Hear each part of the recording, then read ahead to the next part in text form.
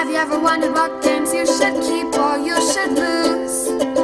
Find out here at Purge Reviews. I don't have Godsforge to show you, so instead I'm going to do a quick review.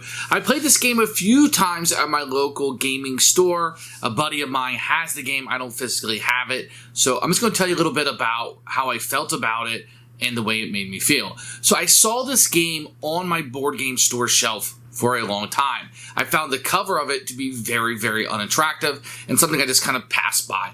The name of it didn't really tell me anything about it. I didn't feel like I was invested in it. When he was kind of reading the rules to us as he was teaching it to us, I was like, oh my gosh. It's one of those things where they take draw pile and they make it a certain name, then they use that name forever. 2, 3, 4, 5 on the pips all had special names, and the rule book kept referring to those names rather than just saying 3 on the pips. I hate when rule books do that. Now, I was taught this game sort of as he kind of just read the rule book to us. Then I was like, I have no idea what's going on because he just read this to me. Everybody was like, come on. So I was like, just let's play. I'll pick it up as we go, and I was able to do so.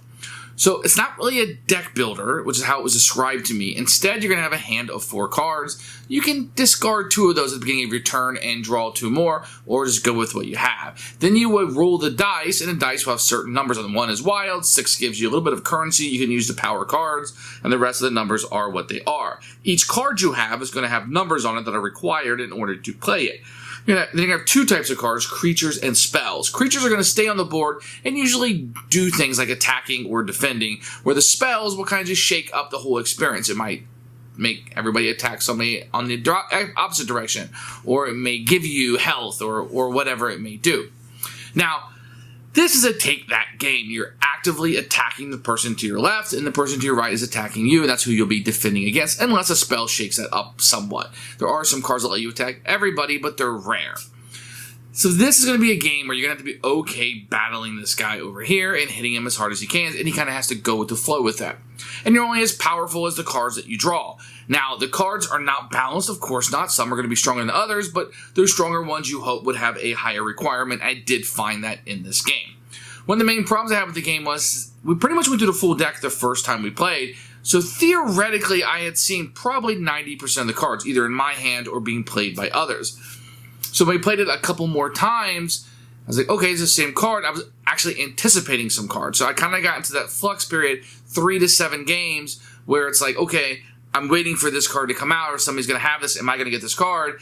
And then, maybe the 10 to 15 game, you're like, it's kind of boring. I've seen this before. That kind of thing. And I feel like that would step in. This game needs more cards. It doesn't need to go through an entire deck or more the first time you play it. And it needs expansions. I saw in BGG that some expansions are being released, but it doesn't help the core product that we're going to have here.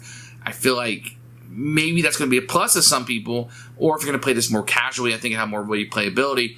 But I saw all the cards in the first time, and I was pretty familiar with them by the 3rd or 4th play, where I was anticipating certain cards that I knew to be very powerful, or more specifically, could ruin the plans that I had.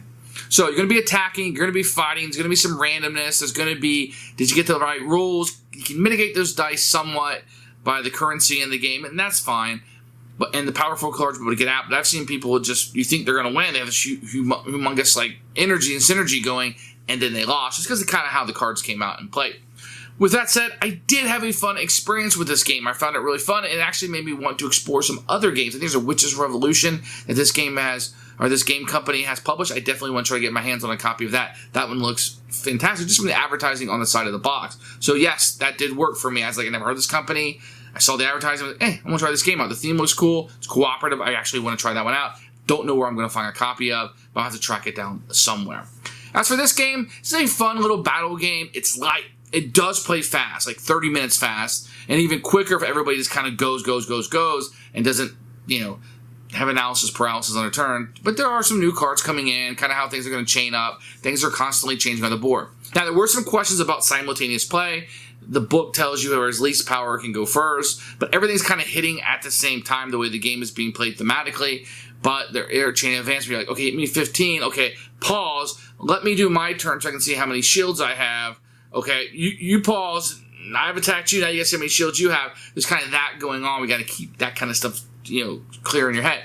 Fun experience, But the beauty of this game is how quick that it plays. It's fairly simple. You're not drawing from your own unique decks. Everybody's just drawing from one deck, so there's no kind of factions or unique power plays that was going on here. But overall, we had a good time with Godsforge, and we wanted to keep playing it over and over and over again. So that's my first kind of thought, maybe first 7 to 10 plays of this. I've been able to get a few more in with some other players, and we had a pretty good time with it, although I kind of feel like I've seen what it has to show, and I'll be looking forward to some of those expansions. So Godsforge is probably a Purge for me. It's not a style of game that I have a lot of people to play with. It's not something that I need to have, but I am glad that somebody in my gaming group does have the game, so we can pull it out. Just a quick 30-minute fighter game whenever we want to play with some really cool powers inside of it. So it's a winner for us.